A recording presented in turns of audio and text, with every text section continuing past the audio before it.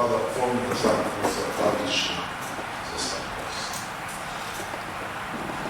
За жал, уште еднаш покажа дека немаат никаков респект од ниту еден граѓани и ниту еден гласач. Немаат респект никон јавноста и менјуни. Значи се зборува закон и се најавува дека ќе се прати во Венецијанската комисија, од друга страна еден граѓан од оваа држава нема таков закон во своите раце, да знае за каков закон се работи.